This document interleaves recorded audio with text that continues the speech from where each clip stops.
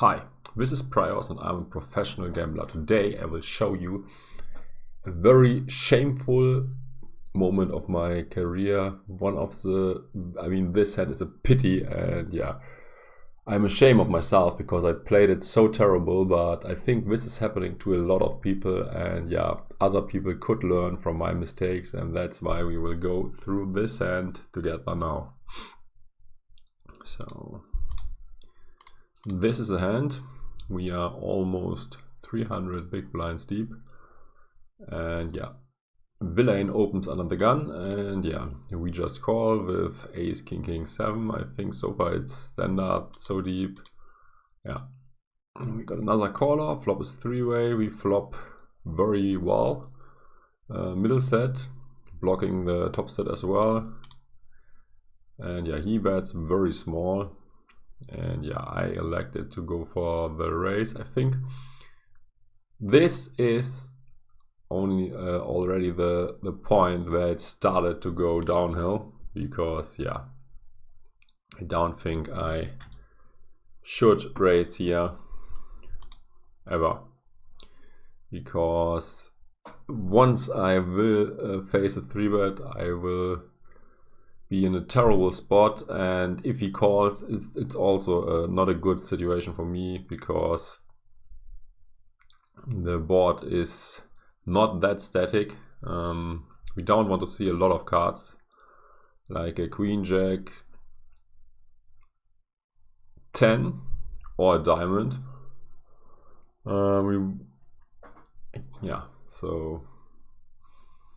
And this deep, we don't want to announce our hand yet. And we also got another problem.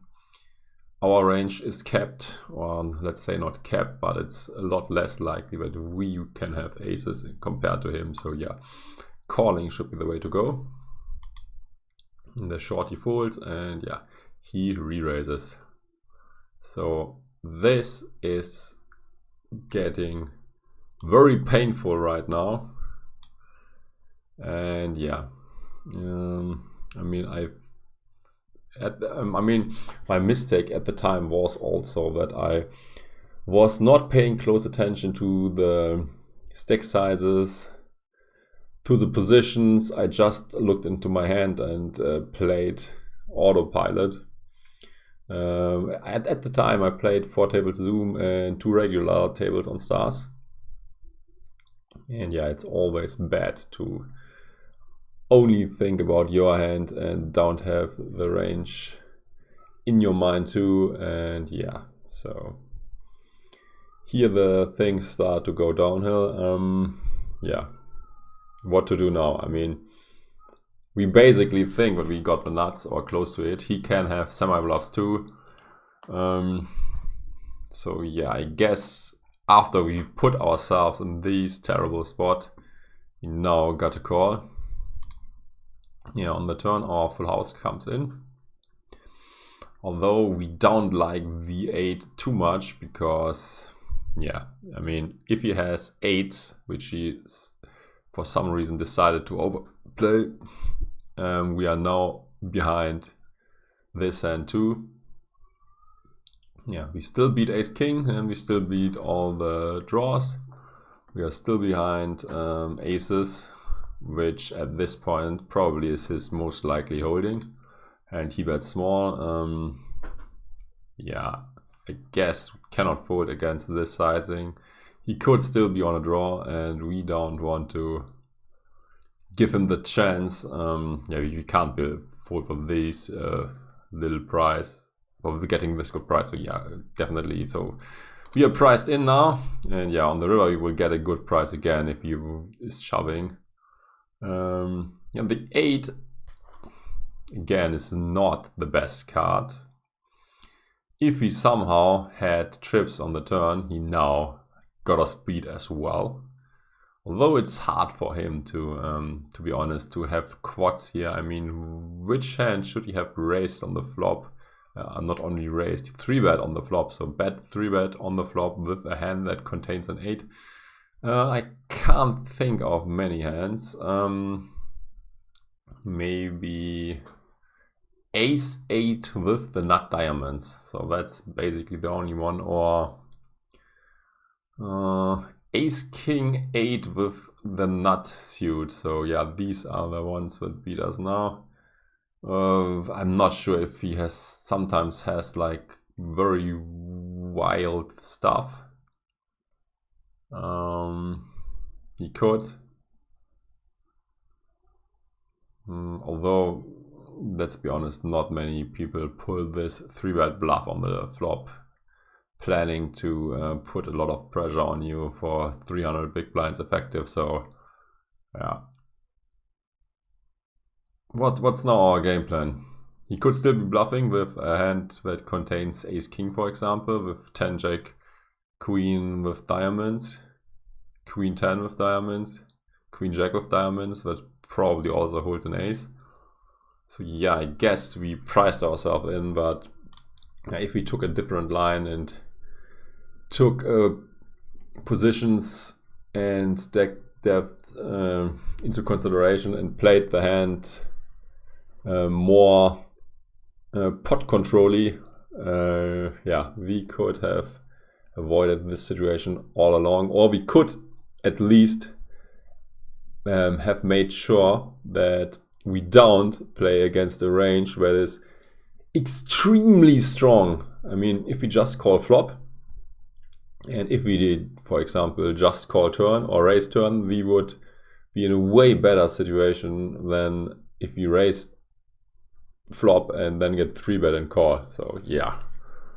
Yeah, I totally messed this up. I also, I think at the time I didn't even knew what the pre-flop action was. So yeah, definitely complete mess up, blackout, played very badly. And yeah, I think this could happen to many other players too. So yeah, let this be a lesson to you and avoid situations like this. I mean, I'm not even sure if we could call the river still. I did not look into this yet, so let's build a range and see if it is okay to call at this river with our holding. I mean, this is one of the few players in the player pool where I think that he could be bluffing in such a huge spot. So at least this is, at least I made sure of this, but still, I don't like my play at all. And yeah, what also is a thing to consider is that people, or some people, might not shove the river with aces because they now are beat by quads, 8s, and yeah, it is more likely that I got to the river with an 8 than he did. So yeah, so he could be bluffing still, but yeah, let's see. Let's give him a, so what, let's first put in our hand, and then let's put him in his range. Let's, so he raised under the gun, so he has like 20% of hands. No, that's not under the gun, it's MP, I think. So let's make this 24%, and he can have aces, he can have ace king with diamonds. I guess he must have the nut diamonds, so he has to have a queen in diamonds. He could have ace 8 in diamonds. I mean, not sure if people play it this way, but it could be the case. So, but also let's also add the nut suit again. 10 jack queen with diamonds. The queen has to be in diamonds. Do he need a blocker to the ace too? Yeah, I'm not sure if that's the case. So let's just put this hand in. What else could he have? I mean, I think people will not 3-bet flop with 8-8, and at this run out also 8-8 is not possible anymore, so we don't need to take this hand into consideration. what else could he have? Are any diamonds with ace king enough to 3-bet the flop? Not sure. I mean, some people might do this, but yeah, let's first just look into this and now see if we can call. Look at this. Given this range, we cannot even call the river with our holding, because yeah, the odds we get are too bad. We need 26% equity and we only would have 17%. So it seems like that I could have folded river still. Interesting. Let's widen his range a bit. Let's say he has queen in diamonds, and he needs a gut shot too, so he blocks the ace, and he has a gut shot when he has a jack or a 10 with it. If we add this hand too, then we would have enough equity. So